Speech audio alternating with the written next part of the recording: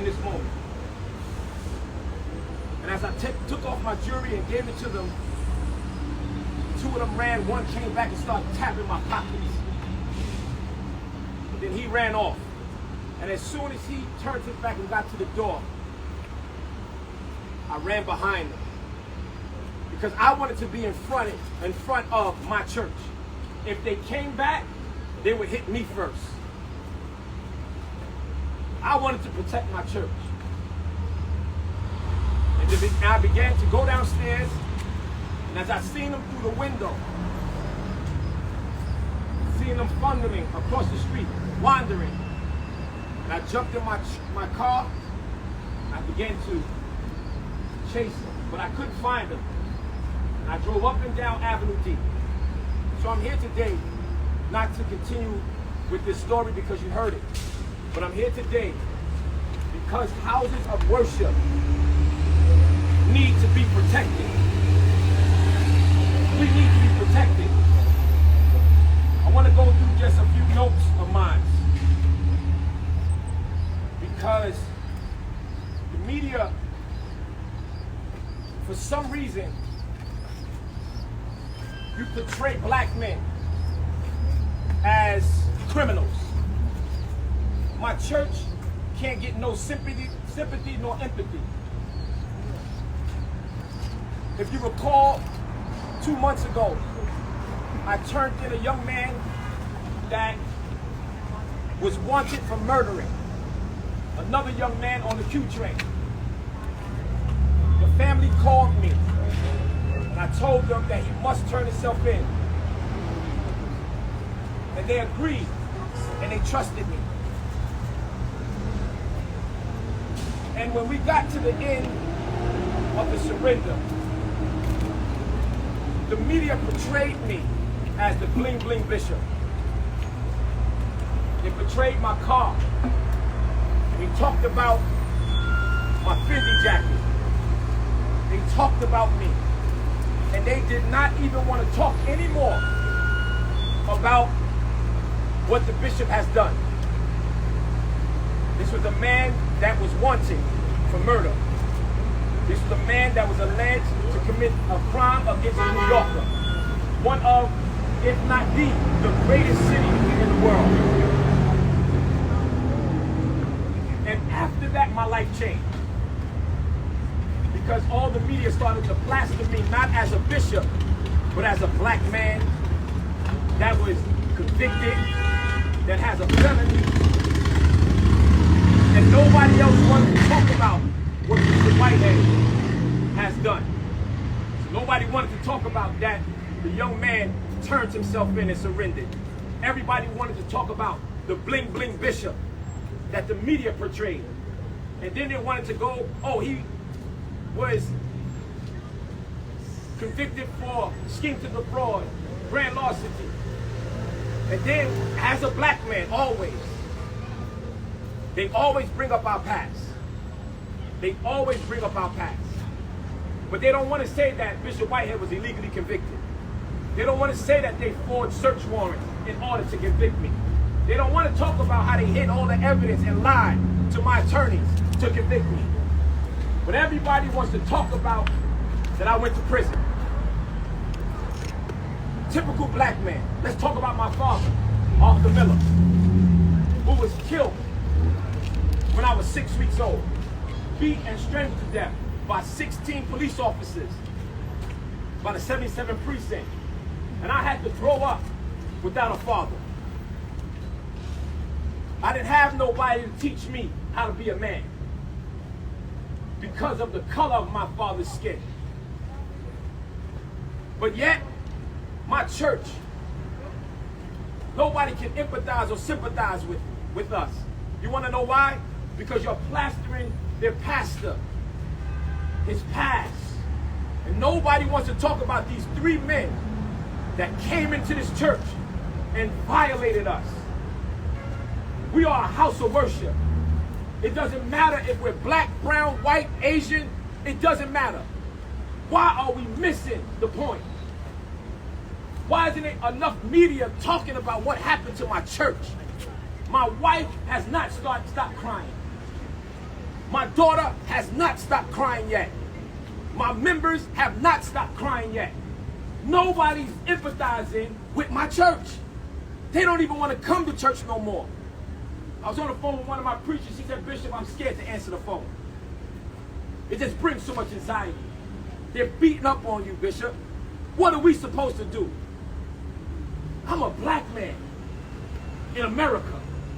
Every time I get in my car, I don't know if I'm going to come home because we die for less. So today, I want to bring our attention to a few points, and I'm going to open it for questions. Everybody is setting a narrative that all of this, it was $1 million, it was 400,000, all that's garbage. Nobody can quote that I said any of that. But to sell newspapers and to sell media, y'all put whatever number you want on its face. And I don't get the opportunity to defend myself. $1 million worth of jewelry, you know, all the tabloids. Why would a pastor have that? What about his congregation? And then you posterize if I wear a Fendi suit or Gucci suit. Why is Fendi, Louis, and Gucci, why can't we wear that in the church? What's wrong with that? It costs so much. What's wrong with that? Because we believe God for hope. You got the money for it. We believe God for hope. We believe God for transparency. We believe God to change our lives. My mother was on welfare. I remember, I don't know how old y'all are, but I was born in 1978 where I had to get the pack of food stamps. The purple, the yellow, the brown, the rainbow book. And I had to go and use food stamps. So now I'm able to buy a little finer things for me and my family. And now you crucify me. As you should. Now you crucify me. And everybody say, how in the world can you come to a destitute neighborhood and wear these garments? Well, I don't see this neighborhood as destitute. I see this neighborhood as growing. With men leading neighborhoods like this, it will be changed. I wear what I wear to encourage people, not to laugh at people. My community work speaks for itself. I am the biggest pastor in New York City of my giveaways.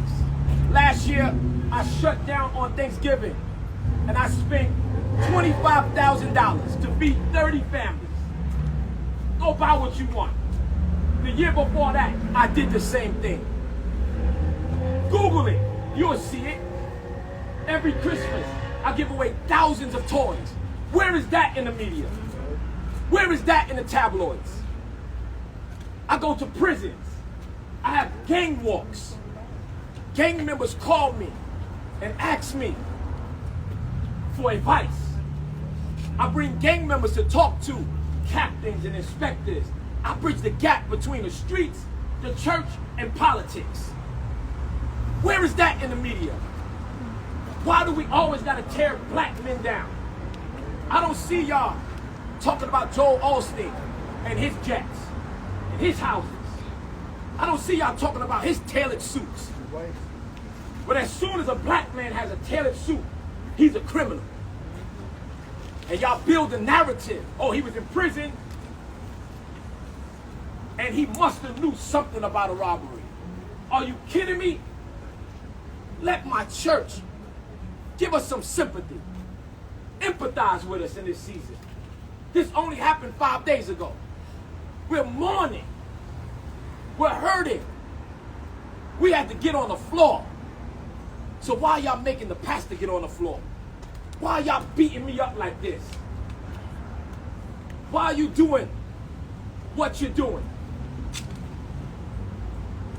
So when we look at tabloids and you guys say, well, the reason why his church got robbed was because of his lifestyle and because of the clothes he wear and the jewelry he has. Well, I want to take you back to June 17th in 2015 9 people were killed during a worship service at Emmanuel African Methodist Church in South Carolina.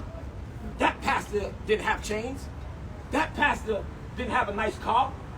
But yet they prayed, P-R-E-Y-E-D. They are praying on our church. What about in 2017, another black church in Texas? 26 church members died and 20 wounded because they walked in our church and did what they wanted to do. This is the first time this ever happened in New York City. The first time ever. So therefore, if we don't protect our houses of worship, they're going to be copycat crimes, just like this. And I want to call on the governor, I want to call on the mayor, I want to call on the Congress, the council, and the assembly. They need to pass a law expeditiously that pastors of houses of worship and anyone under the ecclesiastical staff need to be able to have permits for firearms. If the teachers can have it, we should be able to have it. No matter if we have a record, it should be exempt because we've changed our life. And you say, well, why do you have to carry pistols? And why can't you have security? Well, some churches are too small to afford armed security. So we should be able to bear arms like the Constitution said. So I want to close out with we are our brother's keeper. And I'm asking the media today, I called this emergency press conference because the leading story around the world is Bishop Whiyehead. You Google Bishop Whiyehead, everybody's trending off of Bishop Whiyehead. But Bishop Whiyehead goes home and cries because I'm the victim. My church is the victim. But the media is portraying me to be a villain. And it's not fair. Let us mourn a little bit. Let us thank God a little bit that there was no fatality at all. So I'm going to open the floor for questions, and I'm going to answer it to my best knowledge and based off of what I've conversated with my attorney. 2 questions, please. Bishop, what do you have to say? Can you, based on what the woman in the lawsuit accused you of stealing $90,000 life savings, did you do that, and what is your response? Well, today, as one of the CBS reporters so kindly brought to our attention, and my attorney also brought to my attention, we gained a victory today. We gained a victory today. Y'all do your own research, but I can't get into the legality of this fictitious claim against me. So we gained a victory today. So everybody that's been posting about Bishop, I want y'all to understand that y'all are seeing a true man of God. Y'all can paint me the way y'all want to paint me, but we gained a victory today, and I'm going to leave it right there.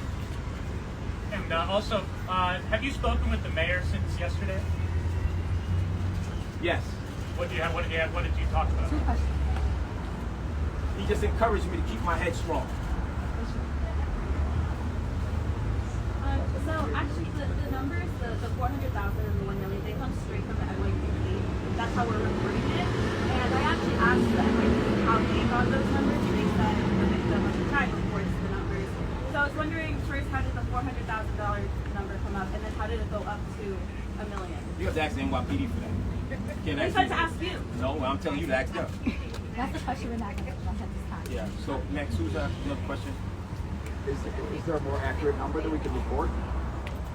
My legal team told me do not get into the value of any property.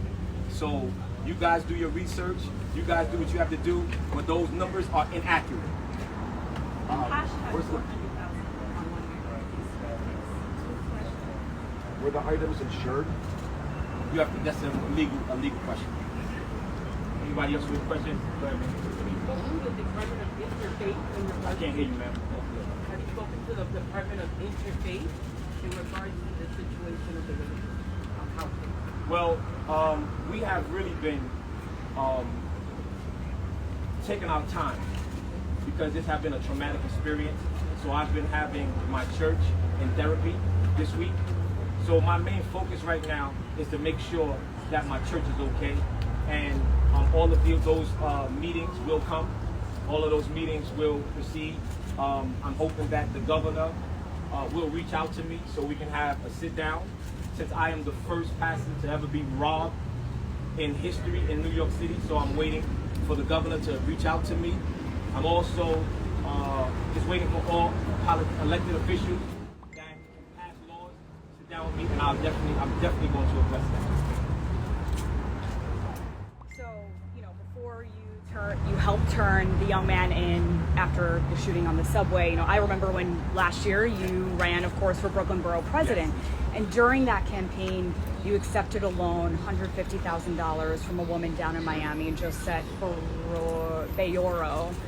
Just wondering how you know her and why you did not repay her. Thank you so or much. back that At loan. this present time, Bishop will no longer be answering any more questions. We appreciate You said your 2 time. questions a person. Have a good day. I didn't even get